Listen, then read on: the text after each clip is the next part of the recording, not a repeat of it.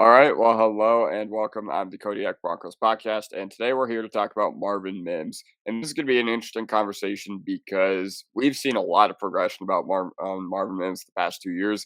It's been really, really interesting just to see what's transpired throughout his career so far.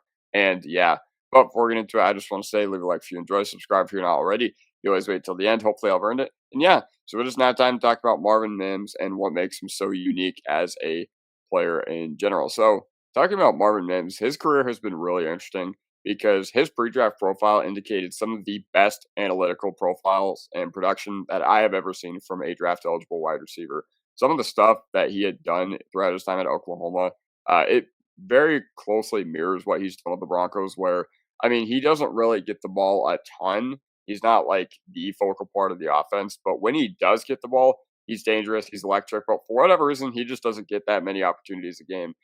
You look at the efficiency metrics throughout his time in college and in the NFL, it's been more of the same. So it's going to be really interesting to do a deep dive and see what's going on there. And he started out white hot in his rookie year, only to have 131 receiving yards after week 4. But throughout all that time, while he was in the doghouse, he was somehow an all pro returner and still somehow had the trust of the coaching staff to be one of the most dangerous return men in the league. And somehow the thing that floored me most while I was doing my research on Marvin Mims is that he still has not had a punt return touchdown in his career yet. And it seemed like 2024 was more of the same.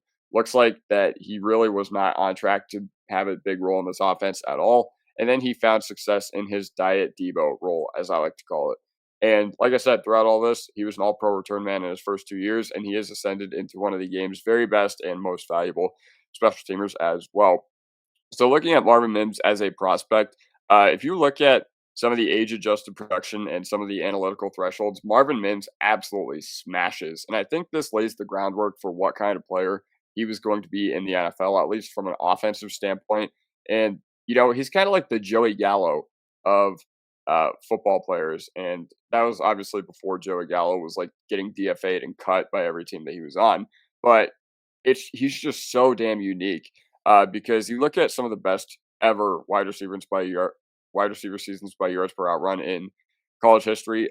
First of all, Justin Ross, Devontae Smith, but you look at age adjusted yards per out run, Marvin Mims in 2020 as well. So once again, with the guys that he is in company with, like Devontae Smith, Jamar Chase, and JSN, I know people could point to Justin Ross and be like, yeah, there's a flaw in this, but I don't think you remember how good he was until he had that back injury.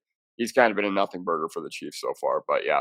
So then looking at the right graph, the graph on the right side of the screen, Mims averaged 17.2 yards per target. And for reference, that was the most by any Power 5 wide receiver in any season since 2015.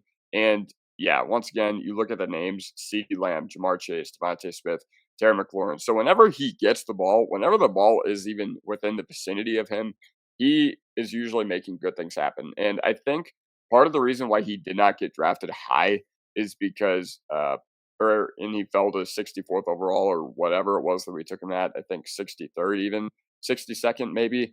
Regardless, that's not the point. Is because there is a hole in this, and that's that his production was largely manufactured on go routes throughout college. But we saw more of that in the NFL as well. Because if you guys remember early on in the NFL, in his NFL career, it seemed like Russell Wilson had kind of had a resurgence, and Marvin Mims was a big reason for that because Marvin Mims ran a go route on 42% of his sampled routes in his rookie year. And the fact that it was at that number is absolutely absurd. Like, I have no idea how it was able to get up to that much. 42% of your routes being go routes is absolutely diabolical. But if you guys remember, in the Washington game, had like 3 touches for like 170 yards. If you remember the Miami game, also had like 2 touches that game, one of which was a kick return that he took to the house to cut the lead from 63 to 20 in favor of Miami. And then there was just some other stuff that happened, like in the Chicago game, fourth quarter, gotta have it situation. Marvin Mims, deep downfield, connects with Russell Wilson. And like I said, I think he had an average depth of target of like 25 or something like that. So that is just not sustainable production at all. But you look at these graphs right here, analytical graphs again. One from Grant Barfield. I think this was after the Jets game. Marvin Mims led the Broncos in receiving yards until week 5 at that point, and he had run 100 and fewer routes than Cortland Sutton. This one from PFF Denver Broncos was after the Bears game that year. 39 receiving snaps, 11 targets, 9 receptions, 242 yards, 1 touchdown, 6.21 yards per route run. To put it into perspective, I think Jamar Chase this year was at like 3.5 yards per route run. So when the dude actually ran routes, like he was absolutely phenomenal. Now, why was he not on the field more? Well, I don't know. It was something we heard all offseason from Sean Payton, or all during the middle of the year, I should say, from in 2023 from Sean Payton.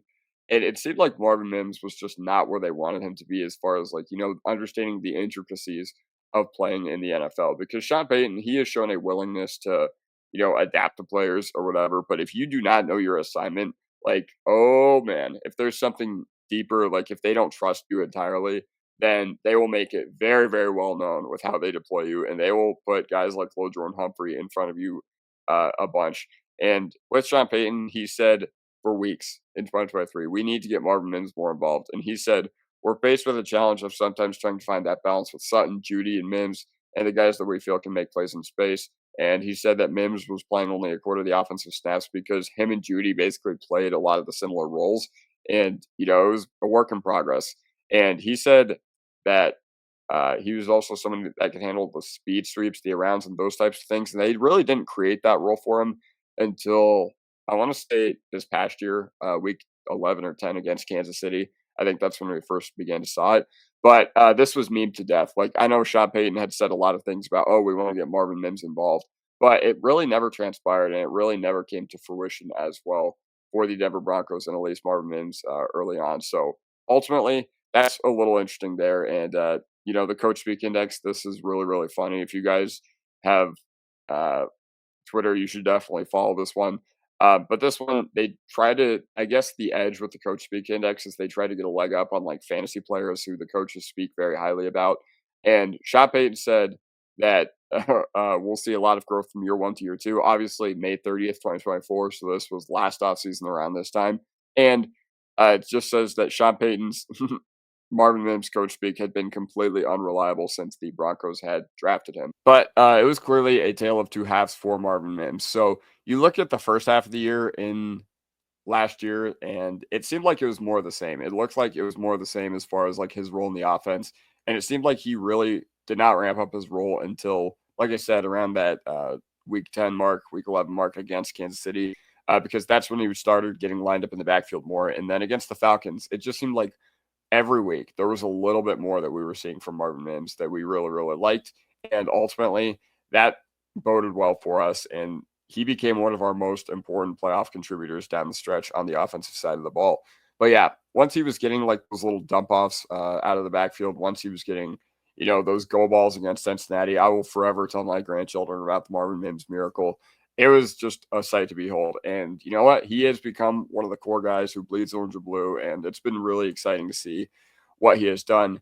And if you look at the analytical metrics, like I said, this tracks back to his college days. From week 11 on last year, Marvin Mims was the wide receiver 23. This is fantasy points, so don't really worry about that. Led all wide receivers in yards per out run, 4.25, 14.4 yards after catch per reception, the second best QB rating when targeted, second in touchdowns, but with the lowest average depth of target in the NFL at 4.2. So once again, the fact that this guy is putting up the numbers he is and the efficiency that he is, it's just such an enigma. I'm really, really interested to see how he transpires and develops throughout his career. This one's from a girl named Lindsay Rhodes, 4th in yards per out run, 1st in yards after catch per reception, 1st in yards after catch over expected. I don't really know what that stands for. That's my guess. 13th in targets per out run. Then she goes on to say, should Marvin Mims be used more? Maybe not, because I don't know, they're plugging like their data or whatever, the route tracking data. But looking at Marvin Mims, he was a dangerous returner, but somehow he has just never gotten the ball on offense for 3/4 of his career. And even when he was in the doghouse, the coaching staff never lost faith in his return skills. So once again, it's really interesting to see how they could probably, I think Sean Payton was really, really unhappy with how things were coming along for him. But then you look at what he has accomplished so far in the NFL, and he has been one of the most productive returners in the league. So I think they found that balance. And all right, we hate you for offense so far, early on in his career, but we love you on special teams. So yeah, and then he also has somehow never had a punt return touchdown, despite having the highest punt return average in the NFL in 2023 and 2024. And he was a huge part of turning our special teams from god-awful into a strength. And then this tweet is from Jordan T. Lopez, mainly Broncos. Go ahead and check him out. Marvin Mims Jr. punt return stats through week 15. 408 punt return yards, 7 20-plus yard returns, a 40-yard return, which I think was against the Colts. Highest punt return average in the NFL, longest punt return, 61 yards, which was fourth longest in the NFL last year. And then this one's from 2023. Marvin Mims, 16.4 yards per target. Marvin Mims, 20.7 yards per punt return. Yards per kickoff, 33.6 as well. So he's just such an interesting case, and I really, really like him. And yeah, overall, I'm just interested to see what transpires because I wanted to make this video to transpire or to tell you guys about how unique he has been throughout his career so far. So that basically does for me, and I'll see you guys next time. Molly salute.